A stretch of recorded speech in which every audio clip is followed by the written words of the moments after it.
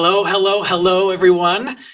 Welcome to this week's edition of Time for Agape, because we all need a little agape love in our lives. And so I hope you know today that you are loved by God and probably by a lot of other people if you just look around. So you are loved. Now, I am really, really, really, really excited about today's show. I'm like a kid in a candy store.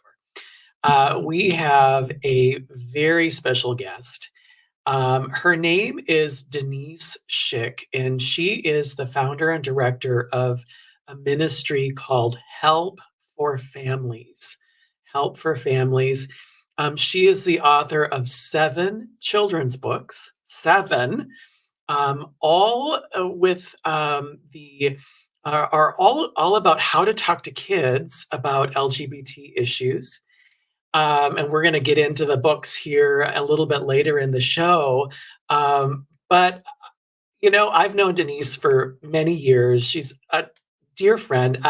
What I love about Denise is she's very humble and she's this amazing example of what God can do with a weak yes. I mean, she was called by the Lord and she said yes. And God has just done some really amazing things that we're going to talk about today.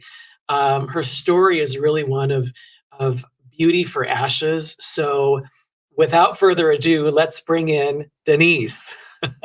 Hi. It's Hey, great. Denise. Hey, old friends for sure. Well, I am super excited to talk with you today, and I've been excited for years. I love what you've done with your with the children's books, and we're going to talk more about that. But before we do, why don't you introduce yourself to our audience and share a little bit about what got you into this in the first place? Goodness. Yes, thank you so much. I guess I'll start with what got me into this, and that'll let people know why I do what I do.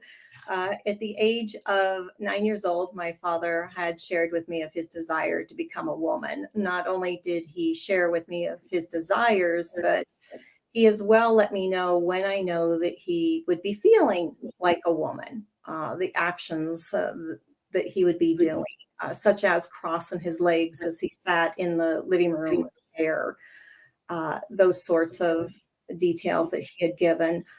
At the time, I really didn't think that this was going to impact me. That his revelation was not going to affect my life, but I was so wrong because I realized I no longer had a dad. I didn't feel like I had a dad any longer because he wanted to flee his masculinity, flee that identity.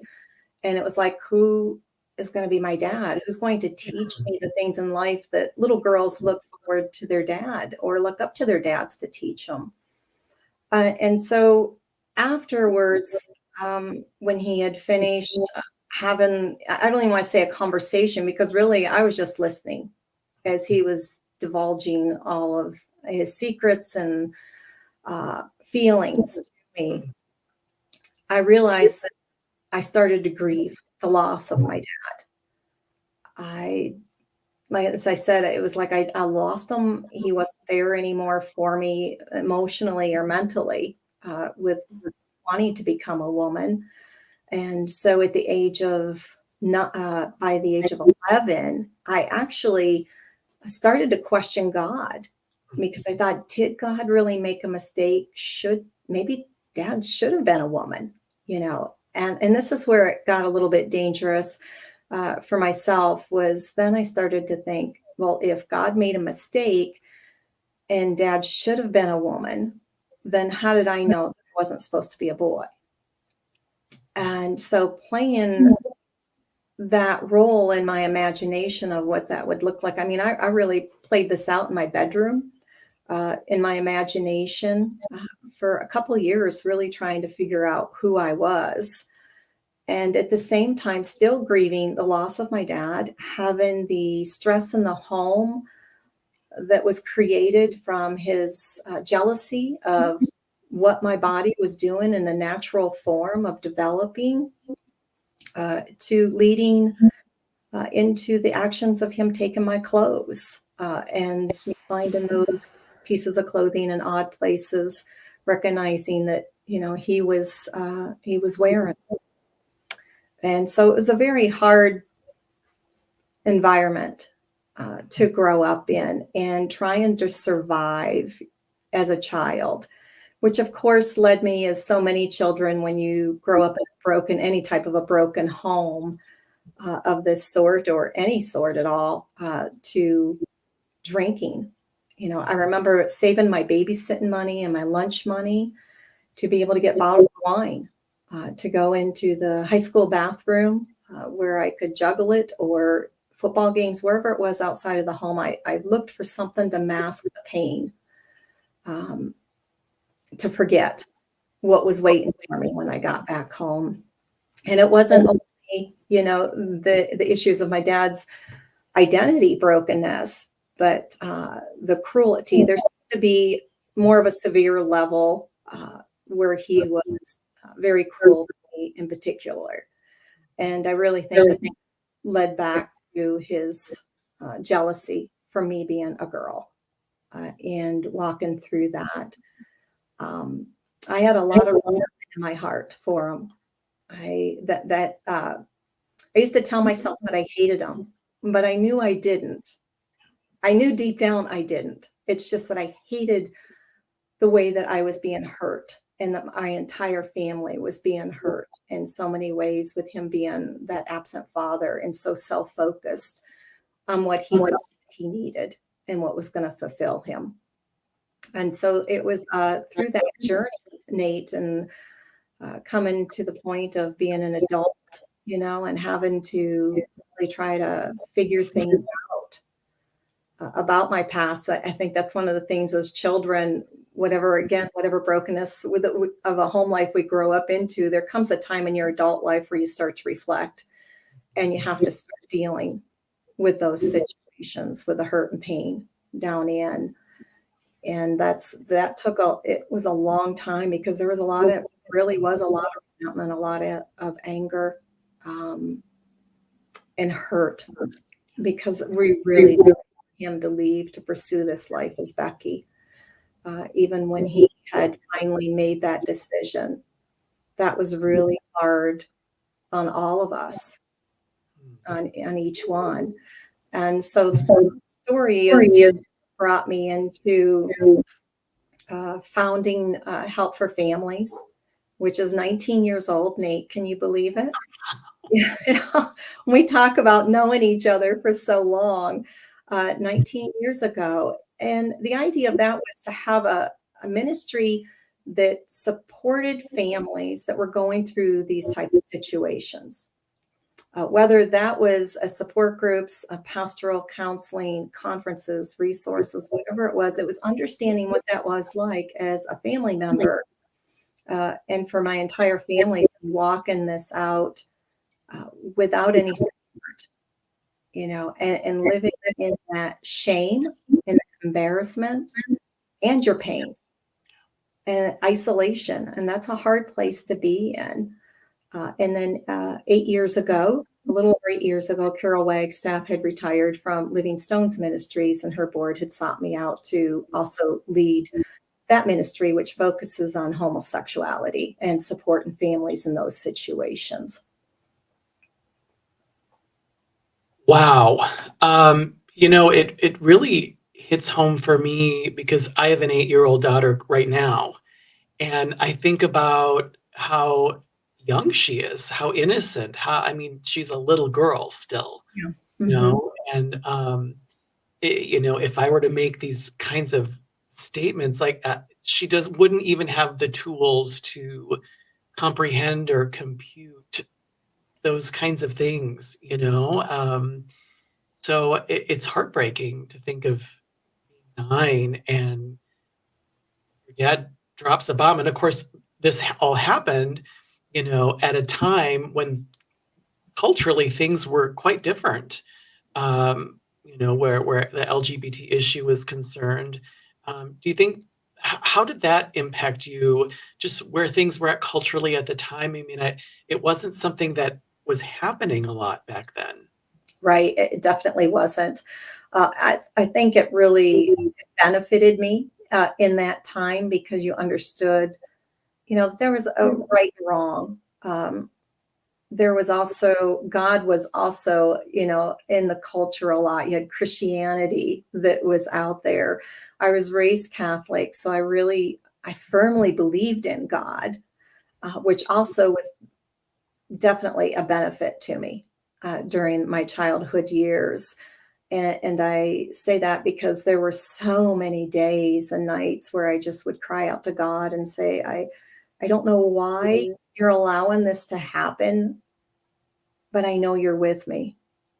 And he was the one to walk it with me. But in the culture, yeah, I hear such horrendous stories of children that have a parent that's transitioning today.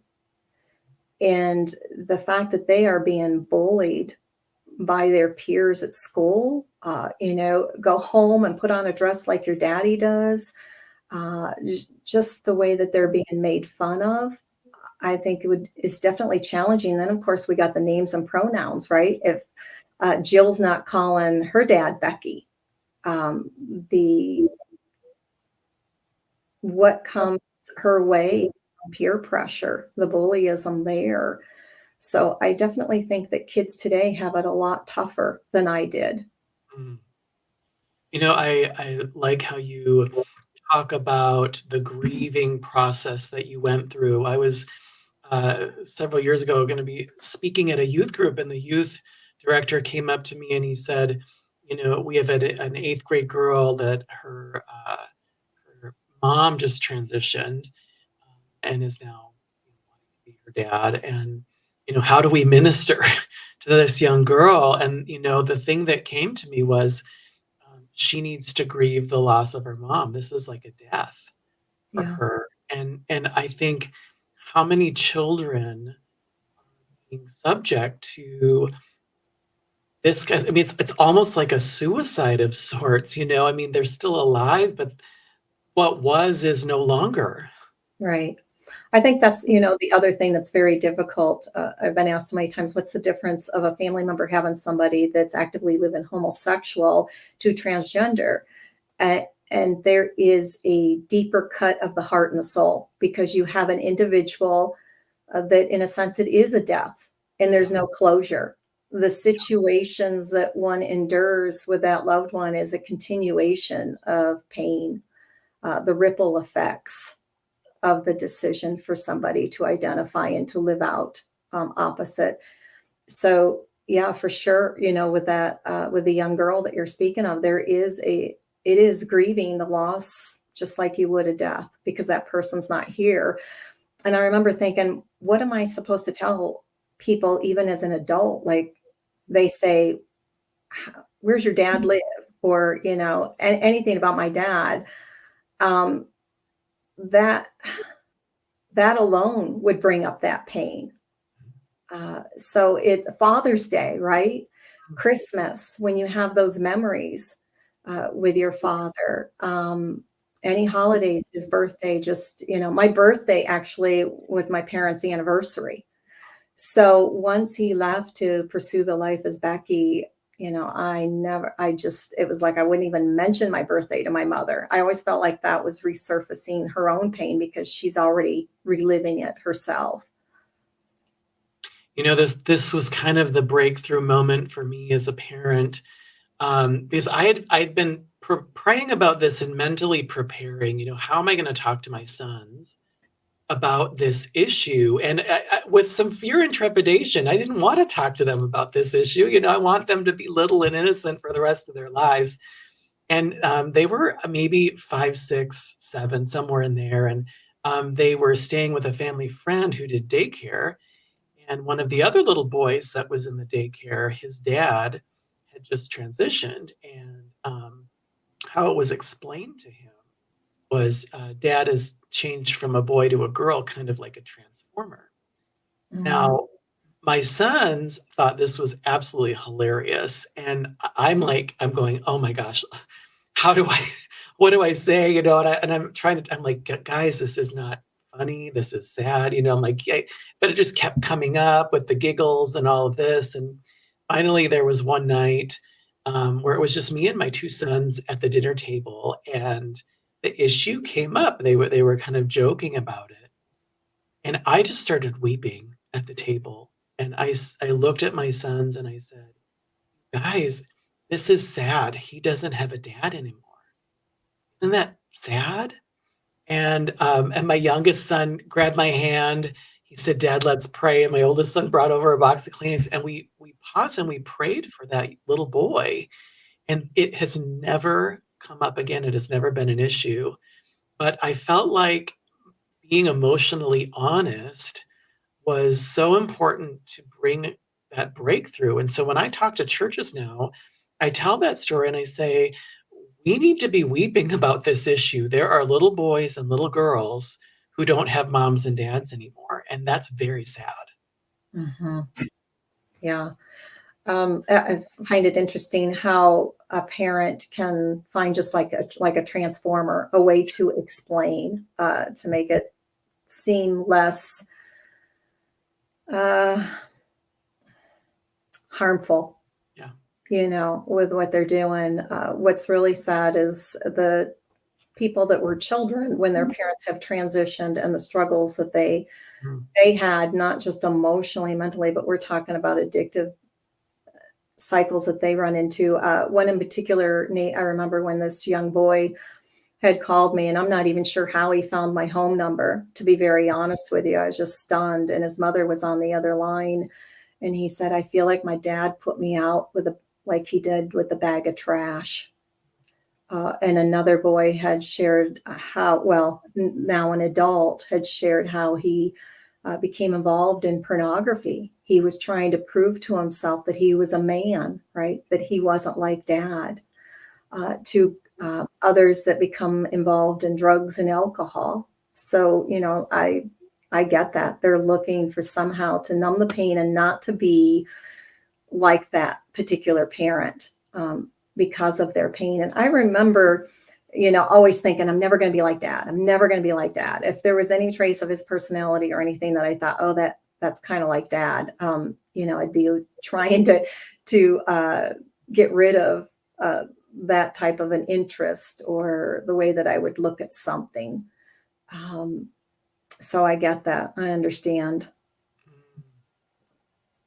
Well, I want to get into the children's books. I'll never forget when you first announced that you were going to be doing this. I was so excited because finally somebody was doing something, for parents like me who really struggled, to how do we talk about this? How do I share these kinds of Mhm. things in an appropriate way, And but how did this come to be? How did you get into writing books for children about this? Well, it wasn't anything that I thought I'd get into doing. To be very honest, it felt kind of overwhelming to me because it's like, Lord, how do I write to a child? Um, but because of so many emails and phone calls, grandparents and spouses, whether it was the husband or wife that was left behind because of the spouse transitioning, the requests were coming in for a book for children that were dealing with this situation. And that's really where I began to write, When Daddy Leaves to Be a Girl. And that story was difficult just because it was going back to my own story, going back to those feelings again as a child, and yet trying to process this for another child. But that was the beginning of the children's books, though I didn't realize it because I just thought, okay, Lord, you've asked me to write this one children's book. And, it's completed. But the next couple years, I began to have such a heart for the children. And we can have a heart for people, but I think sometimes we really need to be called by the Lord when it comes to the projects that we do, whatever type of ministry we're in. My heart was so burdened, and the Lord began to speak to me about writing more on the LGBT issues and countering the lies that children are hearing in school and the media, everywhere that they go.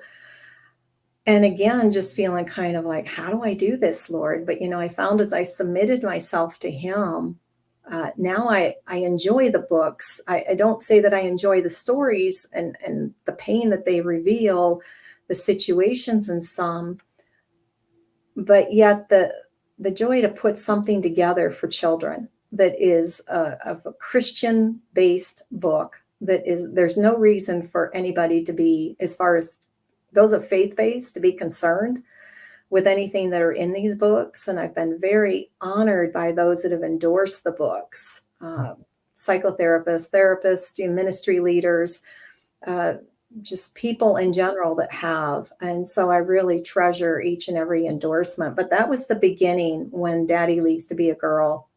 And then, of course, the next book was I Am Glad God Made Me a Girl. Mm.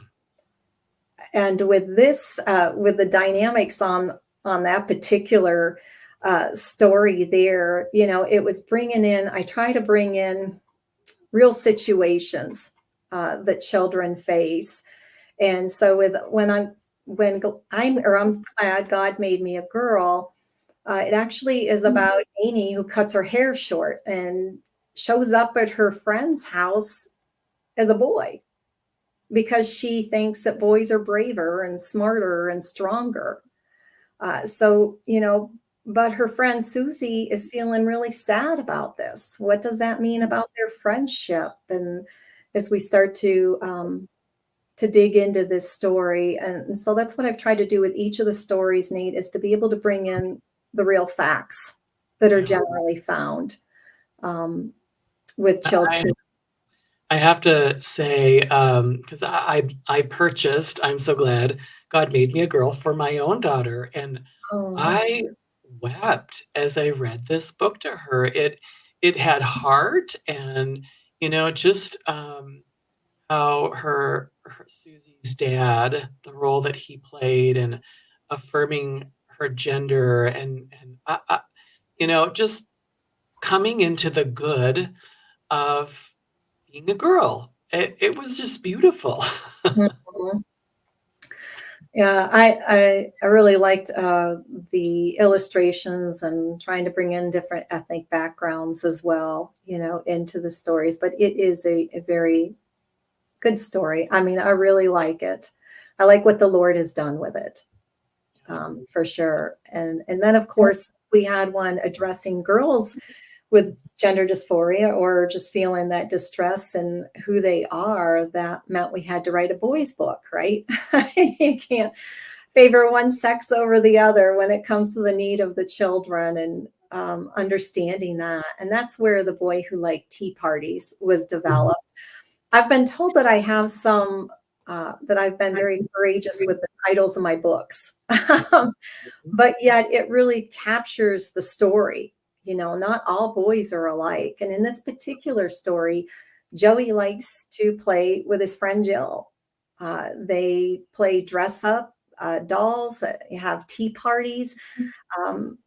Joey is more of the artistic type. He likes fashion, rather than going to play baseball or football or in the sandbox with trucks and such. And so it really brought great joy to put this story together, but also using a lot of what I know my mentor, who many knew as Jerry Leach, and to make his story into a children's book. So it was working from these two different angles that The Boy Who Liked Tea Parties was developed. And isn't it interesting? And I've heard this from multiple places, that if little boy or little girl is dealing with some confusion, or even to the point of gender dysphoria, that some of these simple truths are so freeing for that little boy or that little girl, which of course now culture has gone completely in the other direction when it comes to boys and girls who are dealing with gender dysphoria. We're no longer uh, telling them who they are based on their biological sex. This is who you are, and we're going to help you be more comfortable in your body. We're trying to give them a new body, which just isn't possible. Right. Yes. And I think the books give them characters that understand what they might be thinking or feeling about themselves or what they're being told, Yeah. by others. Particularly what comes to mind is when the storybook Do Superheroes Play Piano? Because Lucas loves to play superheroes with his friend Ricky.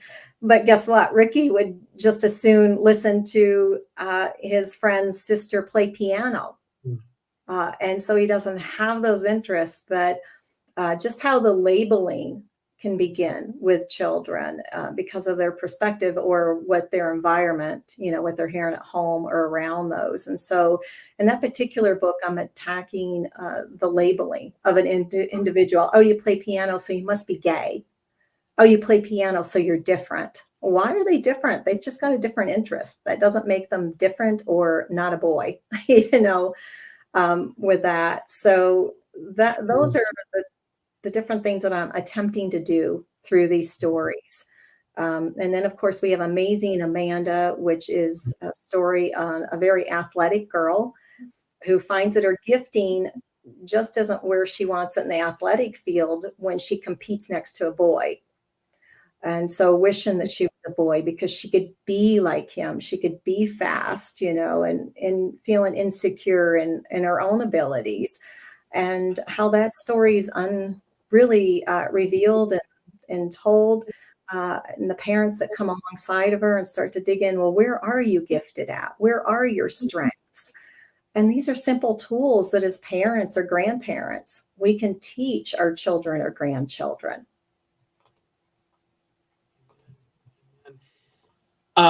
You know, these books, I mean, they should be in every home in America.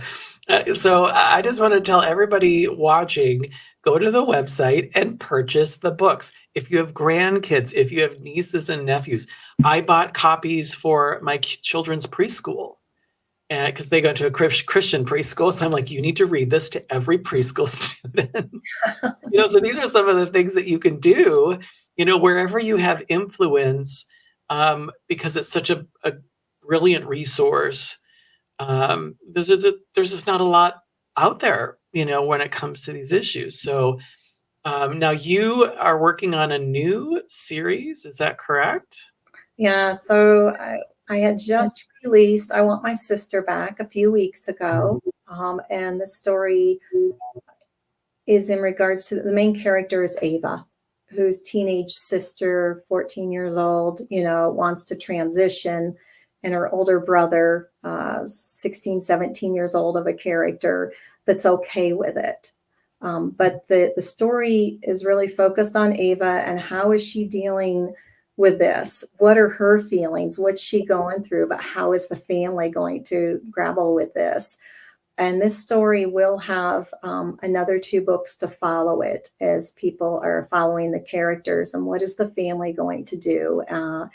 And as I, gave the secret away of where the focus will be on the second one to join this story, I'm just bringing in real life situations that kids find themselves in, but yet again, in a way that's a safe book for children to read and to have, the parents, grandparents read to them or be available afterwards. It's a great way to open up a conversation with your children about the LGBT issues, age appropriate, of course.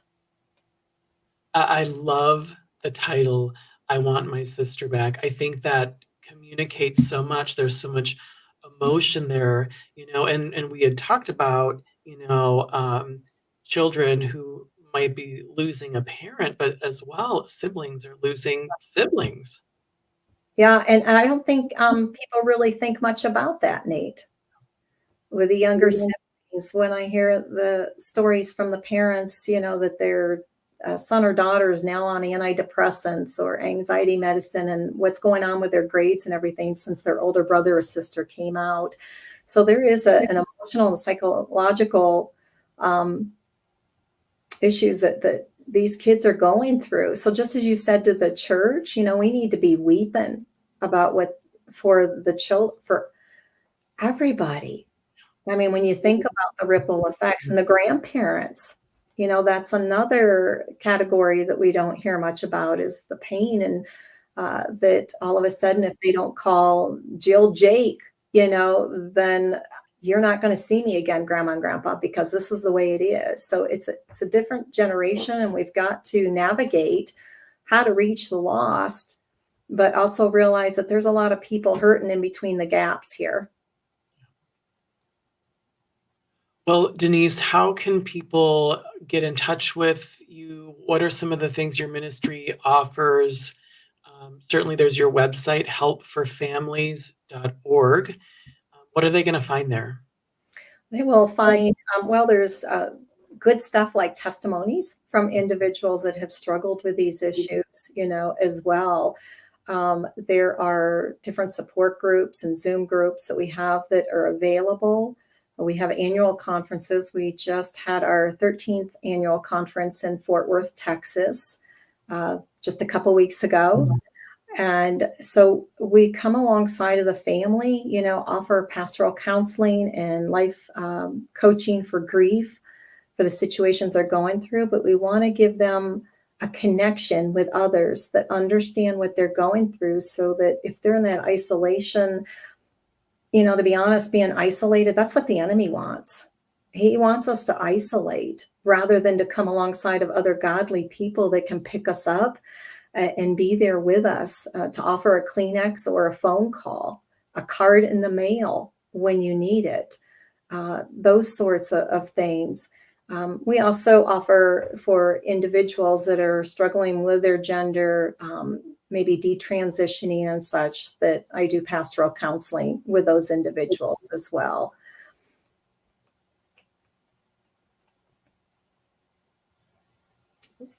So I think, it's just basically, Nate, what is the person needing and what would they like?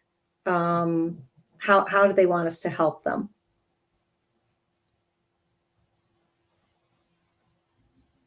And I think we might have lost Nate.